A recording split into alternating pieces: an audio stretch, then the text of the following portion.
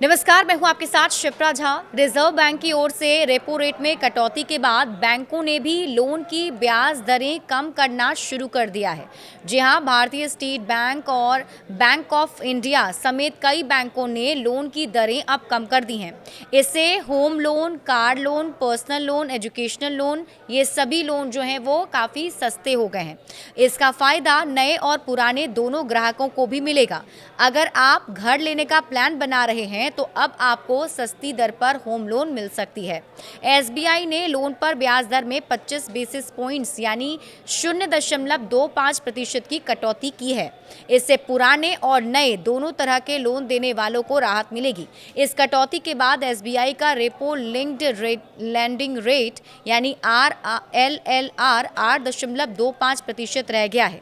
वहीं external benchmark based landing rate जो है यानी EBLR वो 25 बेसिस पॉइंट की कटौती के बाद 8.65% रह गई है।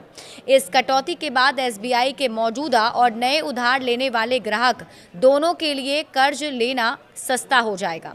नई ब्याज दरें आज यानी कि 15 अप्रैल से लागू हुई हैं। रिजर्व बैंक ने भी ब्याज दर घटा दी है। रिजर्व बैंक ने ब्याज दरों में पिछले 2 महीने में 2 बार कटौती की। केंद्रीय बैंक ने ब्याज दरों में फरवरी में 25 बेसिस पॉइंट की कमी की थी और इस कटौती के बाद रेपो रेट 6.25% रह गया था।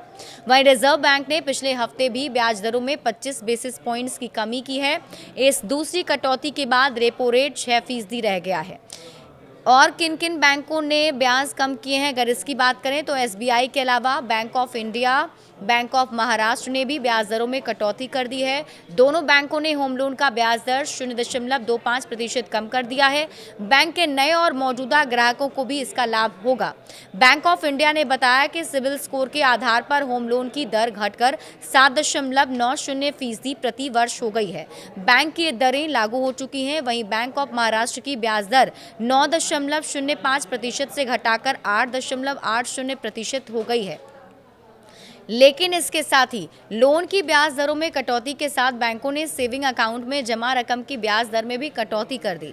इसमें एसबीआई, एचडीएफसी आदि बैंक शामिल है। एसबीआई ने जमाओं पर मिलने वाले ब्याज दरों की 0.10 से 0.25% अंकों की कटौती कर दी है।